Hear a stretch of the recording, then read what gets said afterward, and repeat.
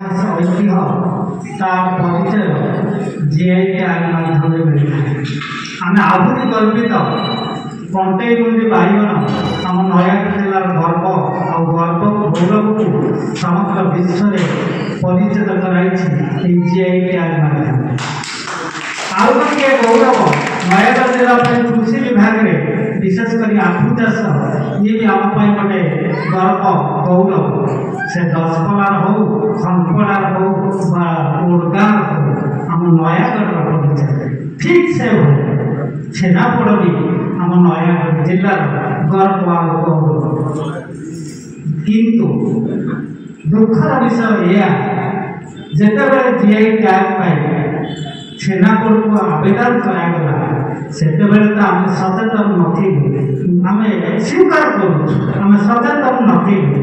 ପରବର୍ତ୍ତୀ ସମୟରେ ଯେତେବେଳେ ସାଧାରଣ ଭାବରେ ଜ୍ଞାନ ଆସିଲା, ସଚେତନ ହେଲୁ, ଆମେ ଦେଖିଲୁ ଯେ ବାସ୍ତବିକ ଜିଆଇର ଅର୍ଥ ଯାହା ତାର ବିପରୀତ ସେଥିରେ ଆମେ ଉପଲବ୍ଧି କଲୁ। ଉପଲବ୍ଧି ଏହା କଲୁ ଜିଆଇର ଅର୍ଥ ହେଉଛି ଜିଓଗ୍ରାଫିକାଲ ଆଇଡେଣ୍ଟିଫିକେସନ। ଭୌଗୋଳିକ ସ୍ଥିତି, ମତି, ଗତି, ଉତ୍ପତ୍ତି, ସ୍ରଷ୍ଟା, ସୃଷ୍ଟି ସବୁର ପରିଚୟ ସେଇ ଭିତରେ ଥାଏ। ସିଏ ବି ନୟାଗଡ଼ ଜିଲ୍ଲାର ଗୌରବ। କିନ୍ତୁ ଆମେ ଯେତେବେଳେ ତାକୁ ଅନୁଧ୍ୟାନ କଲୁ, ଏନ୍ତୁଳିଶାଳ, ପିଆରିଶାଳ, ସ୍ରଷ୍ଟାଙ୍କର ନାମ ସେଥିରେ କିଛି ନାହିଁ। ଆମେ ଦୁଃଖିତ ନୁହଁ, ବରଂ ମର୍ମାହତ ଯେ ଗୋଟେ ଇତିହାସକୁ ଆମ ପ୍ରଶାସନିକ ସ୍ତରରେ କିଛି ଭୁଲ କଥାଟେ ଭବିଷ୍ୟତ ଗାୟକଙ୍କ ପାଇଁ ନଯାଏ। ଠିକ୍ ଯେଭଳି ଅନିତା ମ୍ୟାଡ଼ାମ କହୁଥିଲେ ଯେ ଆମ ଶାଢ଼ୀ ବିଦ୍ରୂପ ନ ହଉ, ଆମ ଭାଷା, ଆମ ପରମ୍ପରା, ଆମ ଐତିହ୍ୟ, ଆମ ଆଖି ବିଦ୍ରୂପ ନ ହଉ, ଠିକ୍ ସେଭଳି ଆଜି ଆପଣମାନଙ୍କୁ ନିବେଦନ ନୁହେଁ, ଆବେଦନ ନୁହେଁ, ଦାବି ସତ୍ୟ ଉନ୍ମୋଚନ କରିବା ପାଇଁ, ସତ୍ୟ ଇତିହାସକୁ ଆସନ୍ତା ପିଢ଼ି ପାଖରେ ରଖିଦେଇଥିବା ପାଇଁ ଆପଣମାନଙ୍କୁ ବିନମ୍ର ନିବେଦନ। ଯେଉଁ ଜିଆଇ ଟ୍ୟାଗ ଆପ୍ଲାଏ କରାଯାଇଛି ଆମେ ସମ୍ପୂର୍ଣ୍ଣ ସହମତ। ନୟାଗଡ଼ ଜିଲ୍ଲା ଆମର, ଦଶପଲ୍ଲା ବି ଆମର, କଣ୍ଟେଇ ଗୁଣ୍ଡି ବି ଆମର, ଆଖୁ ବି ଆମର।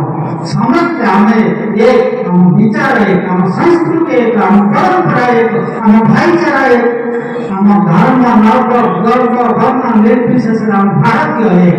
ଠିକ୍ ସେଭଳି ଏହି ତଥ୍ୟଟି ସତ୍ୟ ବା କିଛି ଏଥିରେ ମିଥ୍ୟା ରହିଛି, କପଳ କଳ୍ପିତ ରହିଛି, ତାକୁ ଅନୁସନ୍ଧାନ କରିବା ପାଇଁ ଗୋଟେ ଫ୍ୟାକ୍ଟ ଫାଇଣ୍ଡିଂ ଟିମ୍ ବିଶେଷ କରି ଆମେ ଦଶପଲ୍ଲା ମାଟିର ତରଫରୁ ଅନୁରୋଧ କରୁଛୁ, ନୟାଗଡ଼ ବାସୀଙ୍କ ତରଫରୁ ବି ଅନୁରୋଧ କରୁଛୁ ଯେ ଆପଣ ଗୋଟିଏ ଫ୍ୟାକ୍ଟ ଫାଇଣ୍ଡିଂ ଟିମ୍ ପଠାନ୍ତୁ।